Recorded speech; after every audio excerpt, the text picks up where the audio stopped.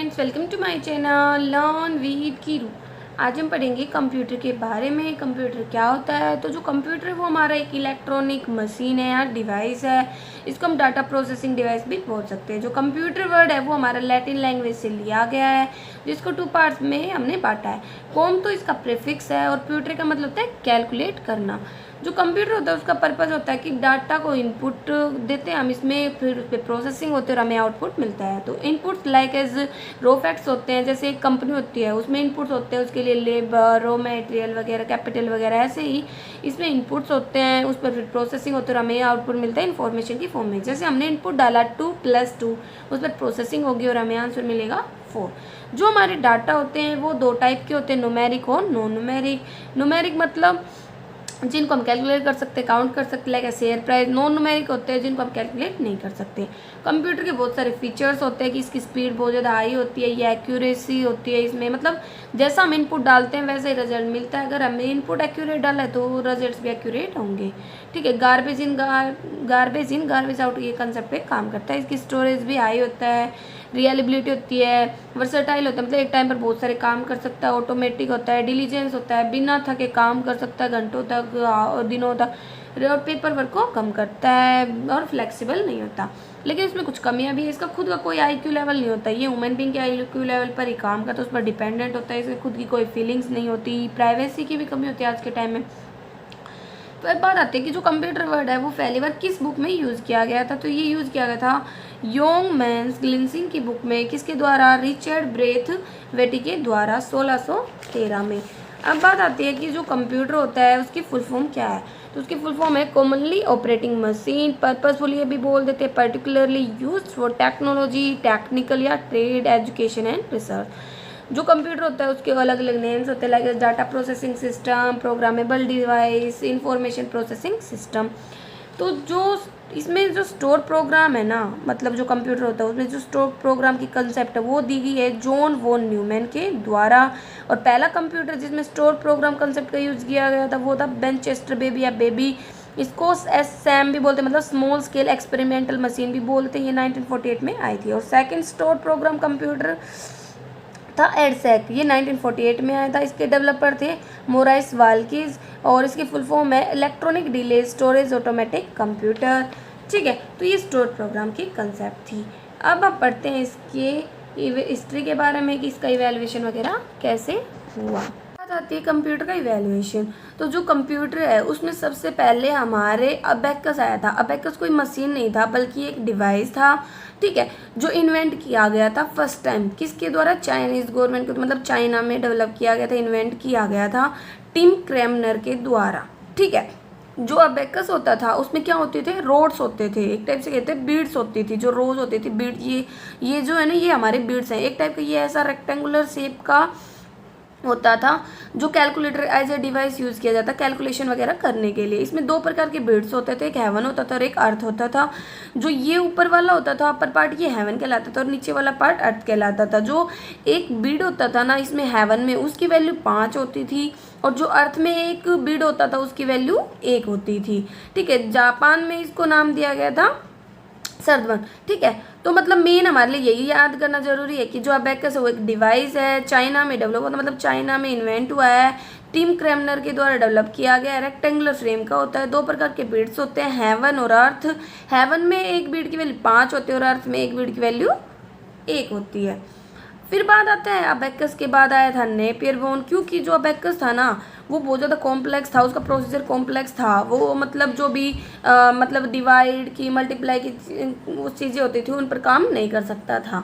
फिर आया Napier bones. Napier bones आया था हमारा 1617 में। ये जॉन नेपियर के द्वारा इन्वेंट किया गया था। ठीक है। जो क्या थे? एक स्कॉटिश मैथमेटिशियन थे। जो नेपियर बोन था वो भी हमारे एक डिवाइस ही थी जिसको नेपियर बोन के नाम से डाला, मतलब जाना गया था। जो हमारा नेपियर बोन्स होता था ना उसमें 11 रोड्स होती थी जिन्हें बोन्स बोल देते हैं। ये ऐसे होते थे, मतलब इसमें नंबरिंग वगैरह को भी दिखाया जाता था। ठीक है। जो नेपियर बोन्स है उसने बहुत ज़्यादा कैलकुलेशन वगैरह करने में हेल्प की, मतलब एक टाइप से कहते हो मल्टीप्लिकेशन में, डिवीजन में भी। क्योंकि जो अबेकस होता ना उसमें क्या था कि डेसिमल वैल्यूज़ नहीं होती थी, लेकिन नेपियर बोन्स ने ना जो डेसिमल वैल्यूज़ थी, फ्रैक्शनल वैल्यूज़ थी, उनको भी इंक्लूड किया और कैलकुलेशन में मतलब हमारी हेल्प की। तो जो नेपियर बोन्स है वो हमारा जीन, तो हमारे लिए क्या क्या जरूरी याद करना है, जॉन नेपियर के द्वारा आया, 11 रोड्स होती थी, ये एक डिवाइस थी, ठीक है। इसमें मल्टीप्लिकेशन डिवीजन वगैरह कर सकते थे हम, डेसिमल और फ्रैक्शनल वैल्यूज पर भी। जो नेपियर बोन मतलब जो नेपियर थे, जो नेपियर उन्होंने सिर्फ हमारे नेपियर बोन्स को डेवलप करने में ही नहीं, बल्कि लोग की जो वैल्यू है मतलब लोगरिथम उसको भी डेवलप किया था 1614 में, ठीक है। जो लोगरिथम है बाद में मतलब क्या कहते हैं कि उसकी जो 10 बेस लेके चलते हैं ना, वो किसके द्वारा डेवलप किया गया था, प्रोफेसर हेनरी ब्रिग्स के द्वारा 1624 में, ठीक है। इसके बाद आता है हमारा पास्कल कैलकुलेटर। पास्कल कैलकुलेटर था ना वो 1642 में ब्लेज पास्कल के द्वारा डेवलप किया गया था।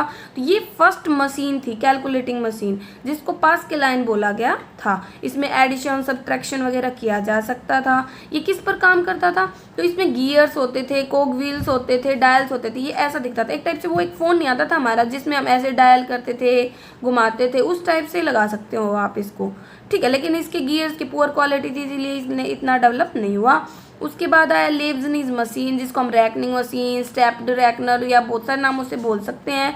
ये जो जर्मन के जो मैथमेटिशियन थे गोटिफाइड वोन लेब्जनीज, उनके द्वारा डेवलप किया गया था 1676 में। ये कैलकुलेटिंग मशीन थी जिसमें हम मल्टीप्लाई डिवाइड भी कर सकते थे नंबर्स का, ठीक है।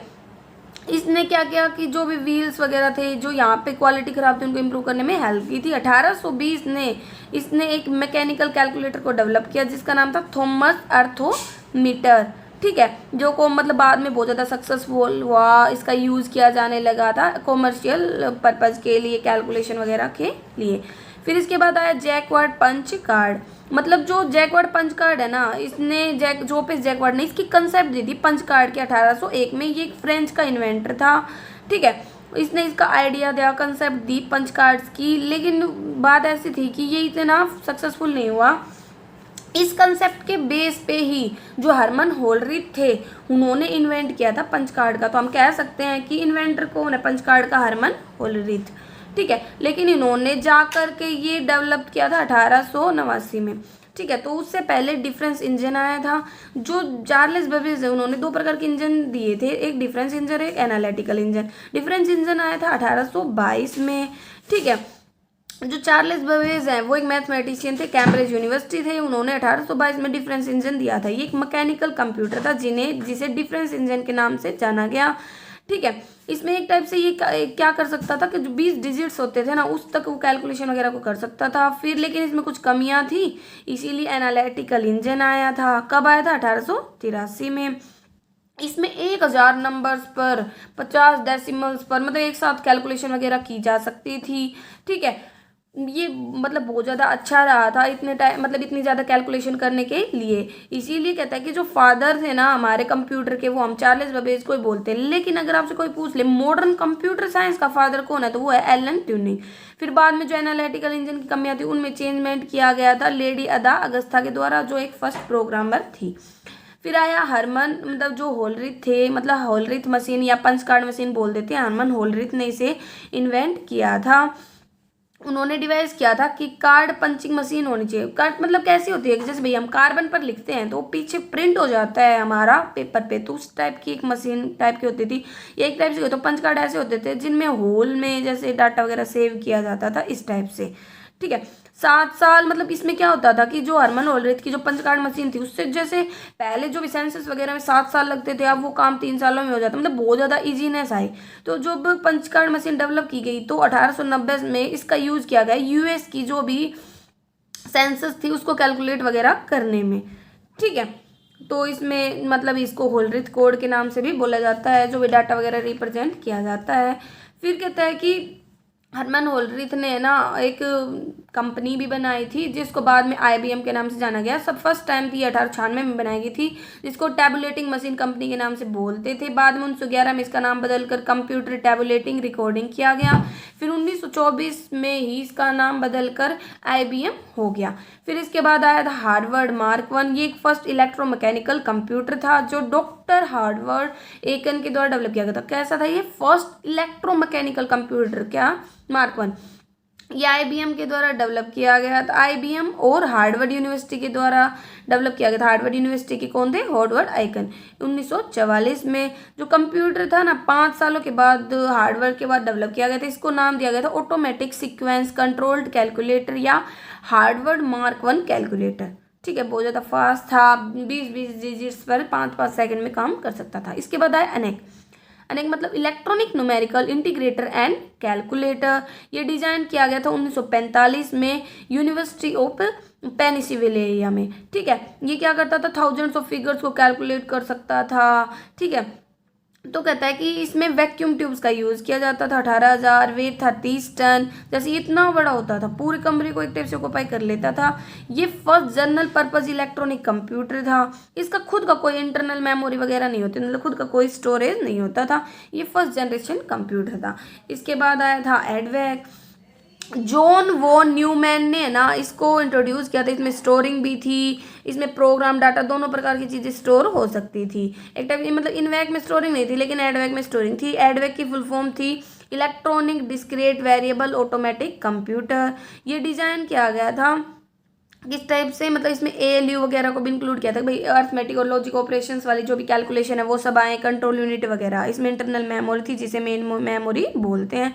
एक था यूनिवैक, यूनिवर्सल ऑटोमेटिक कंप्यूटर। ये दिया था जे प्रेस पर एकर्ट एंड जॉन मेलेचोनी के द्वारा। कब? 1951 में। ठीक है, मतलब ये फर्स्ट जनरेशन के तीनों कंप्यूटर थे, एनेक, एडवेक, यूनिवैक। ये एकर्ट और मेलेचोनी के द्वारा दिया गया था। फर्स्ट नॉन मिलिट्री एप्लीकेशन था, एक टाइप से कहते हैं कंप्यूटर का। यूएस ने 1952 में से सेंसस वगैरह के लिए भी यूज़ किया था। जॉन वॉन न्यूमैन थे ना, उन्होंने स्टोर्ड प्रोग्राम की कंसेप्ट दी थी। ये फादर थे कंप्यूटर आर्किटेक्चर के। ठीक है, तो इन्हीं के बारे में बताया कि जो एडवेक है उन्होंने जॉन वॉन न्यूमैन ने कंसेप्ट दी थी स्टोरेज की भी, प्रोग्राम की, डाटा की। तो वही है कि जो जॉन वॉन न्यूमैन थे उन्होंने स्टोर प्रोग्राम की कंसेप्ट दी, और ये कंप्यूटर आर्किटेक्चर के भी फादर बोले जाते हैं। आती है जनरेशन ऑफ कंप्यूटर। तो कहता है कि जो हमारे कंप्यूटर की जनरेशन है ना उसको 5 फेज में बांटा गया है। मतलब 5 जनरेशन्स हैं, first, second, third, fourth, fifth. ठीक है, मतलब फिफ्थ अभी चल रही है, ऑनवर्ड्स है। तो कहता है कि जो इनकी जनरेशन का टाइम पीरियड है वो आपको अलग अलग जगह पे अलग अलग मिलेगा, अलग अलग बुक्स में, लेकिन जो इनका टाइम पीरियड का गैप है ना वो सेम सेम मिलेगा। जैसे ये 40, 50, 60, 70, 80। ठीक है, तो आप इसके अकॉर्डिंग आप इनको आइडेंटिफाई कर सकते हो। जो हमारी फर्स्ट जनरेशन थी ना उसमें वैक्यूम ट्यूब्स का यूज़ होता था। सेकंड जनरेशन में ट्रांजिस्टर, थर्ड में आईसी चिप, फोर्थ में माइक्रो प्रोसेसर और फिफ्थ में आर्टिफिशियल इंटेलिजेंस है। और इसमें अलग अलग टेक्नोलॉजी का यूज़ होता है जिनके बारे में हम डिटेल में पढ़ेंगे। अब बात आती है फर्स्ट जनरेशन। जो फर्स्ट जनरेशन है ना उसमें किस चीज़ का यूज़ हुआ? उसका बेसिक कॉम्पोनेंट था वैक्यूम ट्यूब्स। ठीक है, जो ये ट्यूब था ना ये कैसा होता था? एक बल्ब की तरह होता था, जैसे इलेक्ट्रिसिटी का जो बल्ब होता है ना उसकी तरह होता था। ठीक है, तो जो हमारा फर्स्ट जनरेशन था उसमें वैक्यूम ट्यूब्स का यूज़ होता था। और जो फर्स्ट जनरेशन थी ना उसमें इंपॉर्टेंट कंप्यूटर की अगर बात करें तो ENIAC, EDVAC, UNIVAC, Mark 1, EDSAC, IBM 701 and IBM 650, ये सारे हमारे ना फर्स्ट जनरेशन के इंपॉर्टेंट कंप्यूटर। कई बार क्वेश्चन पूछ ले जाते हैं 1 मार्क्स में कि भाई मतलब फर्स्ट जनरेशन से रिलेटेड कंप्यूटर कौन सा है, या IBM 701 किससे रिलेटेड है। तो कहते हैं कि जो IBM 701 और IBM 701 है नहीं, फर्स्ट कॉमर्शियल साइंटिफिक कंप्यूटर था और इंट्रोड्यूस किया गया था 1953 में। ठीक है, और जो IBM 650 है ये 1954 में। ठीक है, और जो IBM 650 है ये फर्स्ट मॉडर्न डिजिटल कंप्यूटर था और ये फर्स्ट कॉमर्शियल साइंटिफिक कंप्यूटर था। ठीक है, और IBM के और भी कंप्यूटर है लाइक IBM 500, 5100। ठीक है, तो ये क्या था? फर्स्ट पोर्टेबल कंप्यूटर था, 1975 में आया था। IBM फर्स्ट PC या IBM फर्स्ट PC 1981 में आया था। मतलब ये अलग अलग जनरेशन में आया, लेकिन अगर आपसे फर्स्ट जनरेशन की बात करें तो ये कंप्यूटर थे हमारे। जो हमारा फर्स्ट जनरेशन था ना उसमें अगर बात करें तो वैक्यूम ट्यूब्स का यूज़ होता था। और जो वैक्यूम ट्यूब्स थे वो किसके द्वारा इन्वेंट किए गए थे? जॉन एब्रोस फ्लेमिंग के द्वारा 1904 में। और जो हमारा फर्स्ट जनरेशन था ना, उसमें इनपुट्स होते थे पंच कार्ड, और जो स्टोरेज डिवाइसेस थी मतलब वो थी मैग्नेटिक ड्रम, जिसमें scan store like punch card, paper tape, magnetic ये सब होते थे। जो मतलब फर्स्ट जनरेशन थी ना, उसमें क्या होता था कि डाटा जो था ना वो बैच में प्रोसेस होता था। मतलब जैसे इंस्ट्रक्शन दिए तो वो इकट्ठे हो जाते थे एक बैच में, और फिर वो बैच जब तक उससे रिलेटेड बैच में जितने भी इनपुट थे वो नहीं हो जाते थे तब तक नेक्स्ट हम इनपुट नहीं डाल सकते थे। तो मतलब बैच में प्रोसेसिंग होती थी। इसमें लैंग्वेज थी मशीन लैंग्वेज फर्स्ट जनरेशन में। और जो मतलब फर्स्ट अगर इलेक्ट्रॉनिक डिटेक्टिंग या एम्पलीफाइंग वैक्यूम पूछे ना किसने डेवलप किया था, तो वो था ओडियन 1906 में। किसके द्वारा? ली डे फॉरेस्ट के द्वारा। वैसे वैक्यूम ट्यूब थे जॉन एम्ब्रोस फ्लेमिंग के द्वारा। इसमें मशीन लैंग्वेज का यूज़ होता था। इनपुट डिवाइसेस इसमें पंच कार्ड थे, बैच में प्रोसेसिंग होती थी। ठीक है, तो ये सारे हम इसके बारे में बता सकते हैं। फिर आता है सेकेंड जनरेशन। जो सेकेंड जनरेशन था ना, उसमें हमारे ट्रांजिस्टर्स का यूज़ होता था, जो 1947 में आया था। जो ट्रांजिस्टर थे वो किसके द्वारा डेवलप किया गया था? वाल्टर ब्रेटेन, जॉन ब्रैडिन, विलियम सोकले 1947 में।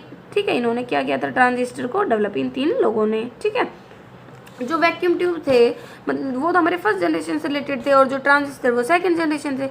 जो सेकंड जनरेशन थी ना, उसमें प्राइमरी मेमोरी होती थी, किस फॉर्म में? मैग्नेटिक कोर की फॉर्म में। और सेकेंडरी जो स्टोरेज डिवाइस थी वो like as magnetic tape, magnetic disk.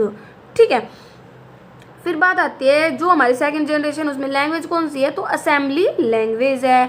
ठीक है, एक टाइप से कहे तो high level programming language, COBOL, Fortran, ये सब इस पीरियड में आई थी। इसके एग्जांपल देखें कि अगर सेकंड जनरेशन से रिलेटेड कौन कौन से कंप्यूटर्स हैं, तो ये हैं हमारे IBM। ठीक है, IBM 1620, IBM 794, CDC, ये यूनिवैक, IBM 401। ठीक है, ये नेपाल ने इंट्रोड्यूस किया था। Mark 3, Honeywell 400। तो ये बहुत सारे कंप्यूटर्स थे। जो मेन पॉइंट अगर बात करें तो देखो वही है कि भाई इसमें इनपुट डिवाइस क्या होते थे? पंच कार्ड होते थे। स्टोरेज डिवाइसेस अगर प्राइमरी की बात करें तो मैग्नेटिक, और सेकेंडरी की बात करें तो मैग्नेटिक कोर और मैग्नेटिक डिस्क थी। ठीक है, और जो मतलब इसमें लैंग्वेज थी वो असेंबली लैंग्वेज थी। इसमें भी बैच ओरिएंटेड एप्लीकेशंस होती थी। ठीक है, तो ये नॉर्मल मेन चीज़ें जो हमें याद होनी चाहिए। ठीक है, फिर बात आती है हमारी थर्ड जनरेशन की। जो थर्ड जनरेशन थी उसमें आ गए थे IC चिप मतलब किससे बने होते थे? सिलिकॉन के बने होते थे। ठीक है, और इसमें एक IC चिप में बहुत सारे ट्रांजिस्टर, रजिस्टर, कैपेसिटर वगैरह होते थे। जो IC चिप थी वो जैक किल्बी के द्वारा 1958 में डेवलप की गई थी, इन्वेंट की गई थी। ठीक है, और लेकिन बाद में 1959 में जो फर्स्ट मोनोलिथिक IC चिप थी ना, वो दी थी रॉबर्ट नोएस ने। ठीक है, फिर बात आती है कि जो हमारे थर्ड जनरेशन थी ना, उसमें भाई कौन सी लैंग्वेज का यूज़ होता था? तो हाई लेवल लैंग्वेज का यूज़ होता था। मल्टी प्रोग्रामिंग बेस था ये। ठीक है, इसमें हार्ड डिस्क स्टोरेज डिवाइस थी। ठीक है, तो जो कंप्यूटर कौन कौन से थे third generation? Like IBM 360, IBM 370, ICL universe 1108, PDP, बहुत सारे होते थे। ठीक है, तो इसकी ज़रूरत थी साइंटिफिक कंप्यूटिंग के लिए, बिजनेस डाटा प्रोसेसिंग के लिए। इसमें ना टेक्नोलॉजी यूज़ होती थी SSI, MSI, LSI। SSI मतलब स्मॉल स्केल इंटीग्रेशन, MSI मतलब मीडियम स्केल इंटीग्रेशन, और LSI मतलब लार्ज स्केल इंटीग्रेशन। ये मतलब 10 से 20 जो भी इंस्ट्रक्शन होते थे लाइक एज स्टोरेज होती थी, जो भी उनको ले सकता था। ये 100 से 200, ये 1000 से 2000। ठीक है, और इंटीग्रेटेड सर्किट्स होते थे जो सिलिकॉन के बने होते थे। इसमें स्कैन स्टोरेज हमारी हार्ड डिस्क होती थी, और ऑपरेटिंग सिस्टम मल्टी प्रोग्रामिंग था, रिमोट प्रोग्रामिंग, टाइम शेयरिंग, इस टाइप से। ठीक है, लैंग्वेज इसमें high level language Fortran, second, COBOL, pascal, basic, ये सब होती थी। एयरलाइन वगैरह में इन सब में इसका यूज़ होता था। फोर्थ जनरेशन में हमारे आ गए थे माइक्रो प्रोसेसर्स। इसमें क्या होती थी? सिलिकॉन की चिप होती थी। ठीक है, इसमें क्या होता था कि मतलब जो very large scale integrated circuits होते हैं ना, उनका यूज़ किया जाता था। जो very large scale integrated circuit थे एक टाइप से कहते तो 10 से 20 हज़ार तक ट्रांजिस्टर वगैरह को कनेक्ट कर सकता था। कनेक्शंस इतने हो सकते थे। पहला जो माइक्रो प्रोसेसर था वो था इंटेल 4004। ठीक है। और ये इंटेल कॉरपोरेशन ऑफ यूएसए ने दिया था 1971 में। इसमें 4 बिट का माइक्रो प्रोसेसर था, उसके बाद तो 8 बिट, 12 बिट, 16 बिट, ऐसे बहुत सारे माइक्रो प्रोसेसर डेवलप हुए। लेकिन अगर पहला माइक्रो प्रोसेसर पूछे तो वो था इंटेल 4004, और जो किसके द्वारा दिया गया था, इंटेल कॉरपोरेशन ऑफ यूएसए के द्वारा 1971 में। और कितने बिट का था, 4 बिट का था। और जो 4th जनरेशन उसी के अंतर्गत हमारा पर्सनल कंप्यूटर आया था, पीसी आया था। इसने है ना कंसेप्ट दिया था लैन और वैन की, जिनको हम बाद में भी डिटेल में पढ़ेंगे। इसके अंतर्गत ग्राफिकल यूज़र इंटरफेस इन्वॉल्व हो गया था, मतलब जो ग्राफिकल यूजर इंटरफेस होता है वो होता है हमारा आइकन और वेन्यूज़ का कम्बिनेशन। इससे रिलेटेड कंप्यूटर थे like DEC 10, star 1000, PDP 11, Cray one, Cray X MP, IBM PC, Apple, ये सब। मेन पॉइंट में यही है कि इसमें टेक्नोलॉजी थी वेरी लार्ज इंटीग्रेटेड सर्किट्स वाली, ठीक है। और इसमें स्टोरेज डिवाइसेस वही हार्ड डिस्क ड्राइव थी, और हाई लेवल लैंग्वेज का यूज़ होता था, जितनी भी थी वो सारी। ऑपरेटिंग सिस्टम इसमें कौन था, ग्राफिकल यूजर इंटरफेस था, ठीक है। इसमें माउस को इंट्रोड्यूस किया गया था एक टाइप से। तो और कीबोर्ड की अगर आपसे पूछे तो वो 3rd जनरेशन में था, और माउस पूछे तो 4th जनरेशन में आया था, ठीक है। माइक्रो प्रोसेसर वगैरह का यूज़ होता था। फिर आई 5th जनरेशन। तो जो 5th जनरेशन थी उसमें किसका यूज़ होता था, ULSI, ultra large scale integrated technology का। ये आर्टिफिशियल इंटेलिजेंस पर बेस है। आर्टिफिशियल इंटेलिजेंस लाइक एज भाई रोबोटिक्स, न्यूरल नेटवर्क्स वगैरह डेवलप करना, गेम खेलना, मशीन लर्निंग होना, नैनो टेक्नो मतलब रिड्यूस करना साइज़ वगैरह। जैसे पहले कंप्यूटर आते थे, आज के टाइम में कंप्यूटर कितना डिफरेंस है ना साइज़ में, ठीक है। तो मतलब जो 5th जनरेशन वो अभी हमारी ओन वार्ड्स है। और जो very ultra large scale integrated जो हमारी टेक्नोलॉजी, इसमें 1 से 2 लाख तक मतलब कनेक्शन वगैरह दिए जा सकते हैं, ठीक है। और जैसे एग्जांपल के लिए नोटबुक है, टैबलेट वगैरह। आज के टाइम में जैसे हम देखते हैं कि इसमें मल्टीमीडिया एप्लीकेशन वगैरह का यूज़ होता है, लाइक एज हम देखते हैं रोबोट होता है, वो खुद से काम करता है, खुद मतलब बड़ी बड़ी कंपनी वगैरह में हम देखते हैं यूज़ होता है। तो वो किसका कारण है, वो आर्टिफिशियल इंटेलिजेंस का ही कारण है। इस पर अभी भी रिसर्च वगैरह चल रही है। अभी हम पढ़ेंगे इसके टाइप्स के बारे में। बात आती है कंप्यूटर का क्लासिफिकेशन की, कंप्यूटर कितने प्रकार का होता है। तो जो कंप्यूटर होता है उसको हम 3 कैटेगरीज में बांट सकते हैं, on the basis of application, on the basis of purpose, और on the basis of size, power etcetera. तो पर्पस एप्लीकेशन के बेस पे देखें कि मतलब जो टेक्निक्स यूज़ होते हैं उसके बेस पे देखें तो इसको 3 पार्ट्स में बांटा जाता है, डिजिटल, एनालॉग और हाइब्रिड। हाइब्रिड क्या होता है, हमारा डिजिटल और एनालॉग का कम्बिनेशन, ठीक है। तो जो हमारे डिजिटल कंप्यूटर होते हैं ना, उसमें क्या होता है कि उसमें जो डाटा होता है, जो इनपुट्स होते हैं वो हमारे डिस्क्रीट सिग्नल की फॉर्म में जाते हैं। मतलब इसमें लेटर, स्पेशल कैरेक्टर्स वगैरह होते हैं, ठीक है, नंबर्स होते हैं, उनकी फॉर्म में इनपुट दिए जाते हैं। लेकिन ये डिस्क्रीट फॉर्म में होते हैं, मतलब भाई ऐसे ऐसे मूव होते हैं, कंटिन्यूस नहीं होते। इसमें ये है ना बाइनरी डिजिट्स पर वर्क करता है, 0 और 1 पे, ठीक है। इसमें कहता है कि जो डाटा होता है ना वो प्रोसेस करता है किस फॉर्म में, टेक्स्ट, साउंड, ग्राफिक्स, वीडियोस वगैरह, ठीक है। डाटा किस फॉर्म में मतलब मूव करता है, पल्सेस की फॉर्म में। इसमें बेस प्रिंसिपल होता है काउंटिंग, मतलब ये काउंटिंग के लिए यूज़ होता है। इसमें कैपेबिलिटी होती है ऐड करने की, सब्ट्रैक्ट करने की, मल्टीप्लाई करने की, डिवाइड करने की, कंपेयर करने। जैसे एग्जांपल दे दिया desk calculator, electronic computers, adding machine हो गई, ये सब। और एनालॉग में क्या होता है, कंटिन्यूस सिग्नल मूव करते हैं, continuously variable quantity like temperature, pressure, revolutions वगैरह नहीं ये मूव करती हैं, ये हमेशा प्रेजेंट रहती है, ठीक है। जैसे ये यहाँ पे दिखा रखा है कंटिन्यूस। जबकि इसमें क्या होता है, डिस्क्रिएट। इसमें आप जैसे डिजिटल इनपुट डालोगे तो आपको डिजिटल ही आउटपुट मिलता है, जबकि इसमें अगर आप एनालॉग मतलब इनपुट डालोगे तो आपको एनालॉग फॉर्म में ही मिलेगा, ठीक है। और ये फास्ट था अगर डिजिटल कंप्यूटर के कंपैरिजन में, और एक्यूरेसी भी सही बताते हैं इसकी, ठीक है। और इसका यूज़ होता था लाइक फैक्ट्रीज में, मिलिट्री विपनरी में, एरोस्पेस वगैरह में। एग्जांपल है लाइक स्पीडोमीटर है, वोल्ट मीटर है, प्रेशर गोज है, थर्मामीटर होता है हमारा, ये सब।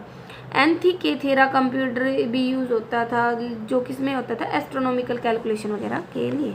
जैसे यहाँ पे डिफरेंस भी दे रखा है कि भाई एनालॉग कंप्यूटर कंटिन्यूसली वर्क करता है, जबकि डिजिटल डिस्क्रीट फॉर्म में होता है। ये मेजर करता है आंसर, जबकि ये काउंट करता है। ये फिजिकल क्वांटिटीज़ को रिप्रेजेंट करता है, जबकि डिजिटल कंप्यूटर नंबर्स वगैरह को रिप्रेजेंट करता है। इसकी हाई स्पीड होती है, इसकी लेस होती है, लेस एक्यूरेट होता है ये आई। और जो एनालॉग कंप्यूटर होता है स्पेसिफिक पर्पज़ के लिए होता है, ये जनरल पर्पज़ के लिए यूज़ होता है, बाइनरी डिजिट्स वगैरह के यूज़ करता है। और हाइब्रिड हमारा क्या होता है, जिसमें एनालॉग और डिजिटल दोनों के फीचर्स प्रेजेंट होते हैं, वो हमारा हाइब्रिड होता है। जैसे हमारे जो आईसीयू होता है हॉस्पिटल में, उसमें इन दोनों ही टेक्निक्स का यूज़ किया जाता है। जैसे हमारा पेट्रोल पंप, उसमें भी आज के टाइम में दोनों टेक्निक्स आ गई है। अब बात आती है पर्पज़ के बेस पे, तो एक जनरल पर्पज़ होता है, एक स्पेसिफिक पर्पज़ या स्पेशल पर्पज़ कंप्यूटर होता है। तो जो हमारा जनरल पर्पज़ कंप्यूटर होगा, मतलब जो जनरली कोई भी यूज़ कर सकता है, जिसके लिए कोई स्पेशल पर्पज़ की ज़रूरत नहीं होती, जो बहुत सारे कामों में यूज़ किया जाता है, जैसे स्कूल में, कॉलेज में, ऑफिस में, होम वगैरह में, ठीक है। जो कैसा होता है नेचर में वर्सेटाइल। जो कि स्पेसिफिक पर्पज़ वो होता है जो स्पेसिफिक टास्क को परफॉर्म करने के लिए होता है, ये वर्सेटाइल नहीं होता है नेचर में। जैसे कि भाई एयरलाइन को रिजर्व करना, सैटेलाइट को ट्रैक करना, ये सब, ठीक है। जैसे इसमें ये हैंडल करता है जनरल पर्पज़ बहुत सारे टास्क को, जबकि जो स्पेसिफिक कंप्यूटर तो क्या होता है, पर्टिकुलर टास्क को हैंडल करता है। फिर इसमें एक होता है एम्बेडेड मशीन या सॉफ्टवेयर पूछ ले, तो वो होती है जो स्पेशल वर्क के लिए यूज होती है। और डेडिकेटेड मशीन वो होती है जिसको हम एक पर्टिकुलर टास्क दे, जैसे हम ये बोलते हैं कि तेरा डेडिकेशन क्या है, मतलब जो जिस चीज़ के लिए डेडिकेट हो, ठीक है। फिर आता है भाई यूज़ के अकॉर्डिंग भी बांट देते हैं, जैसे साइंटिफिक कंप्यूटर है बिजनेस का, साइंटिफिक कंप्यूटर तो साइंटिफिक पर्पज़ के लिए यूज़ होता है, और बिजनेस कंप्यूटर जो बिजनेस पर्पज़ के लिए यूज़ होता है। अब बात आता है साइज़ के अकॉर्डिंग, कॉस्ट के अकॉर्डिंग, स्पीड या मेमोरी के अकॉर्डिंग। तो कंप्यूटर को बांटा जाता है माइक्रो, मिनी, मेन फ्रेम और सुपर में। इनका ऑर्डर भी यही है, इसका साइज़ का, ये इसका सबसे छोटा साइज़ होता है, फिर इससे बड़ा, फिर इसका इससे बड़ा। सुपर कंप्यूटर का सबसे बड़ा साइज़ होता है। ऐसे पावर, इसकी पावर कम, इसमें ज़्यादा, इसमें उससे ज़्यादा, इसमें उससे ज़्यादा। माइक्रो में लगेगा डेस्कटॉप है, लैपटॉप है, पाल्म टॉप है, ठीक है। तो एग्जाम्पल वगैरह दे रखे हैं, ठीक है। तो जो हमारा माइक्रो कंप्यूटर है ना, वो क्या है, देखो वो साइज़ में छोटा है, कॉस्ट भी कम है उसकी कंपेयर टू अदर कंप्यूटर, ठीक है। इसमें यूज़ होता है माइक्रो प्रोसेसर्स का, स्मॉल होता है। पहले तो क्या होता था इंडिविजुअल यूजर्स के लिए, लेकिन आज के टाइम में एक से ज़्यादा यूजर भी इसे यूज़ कर सकते हैं। पीसी है ना, वो हमारा माइक्रो कंप्यूटर के अंतर्गत ही आता है, ठीक है।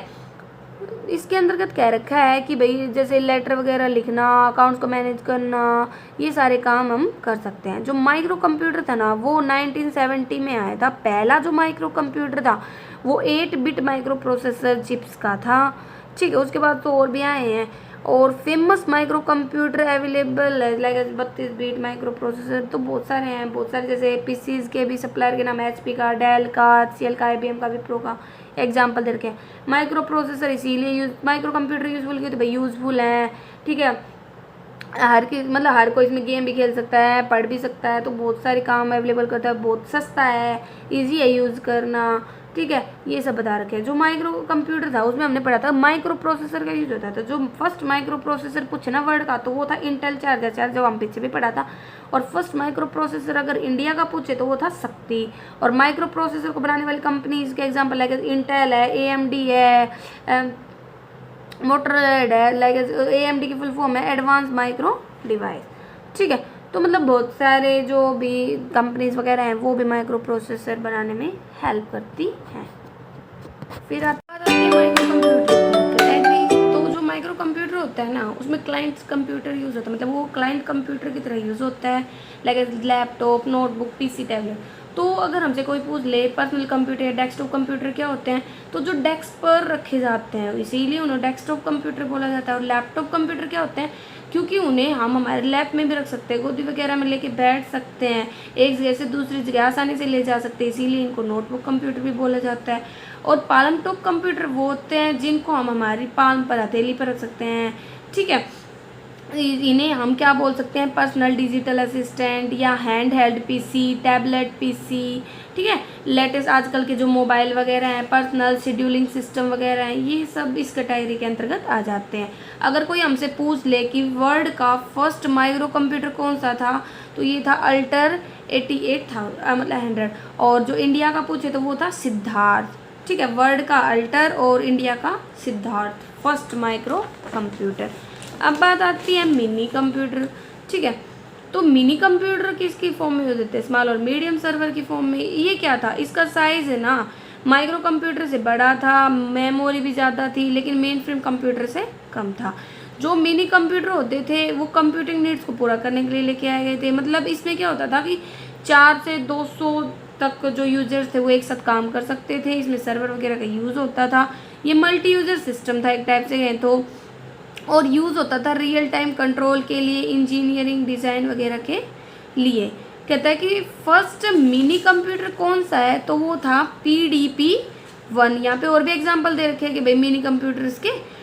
PDP मतलब प्रोग्राम डाटा प्रोसेसर, फिर बात आती है मेन फ्रेम कंप्यूटर। तो जो मेन फ्रेम कंप्यूटर तो कैसा था, एक जनरल पर्पस कंप्यूटर था। इसमें बहुत सारे सेंट्रल प्रोसेसिंग यूनिट्स होते थे, इसका साइज़ बड़ा था, कॉस्टली भी था, स्टोरेज भी अच्छा था।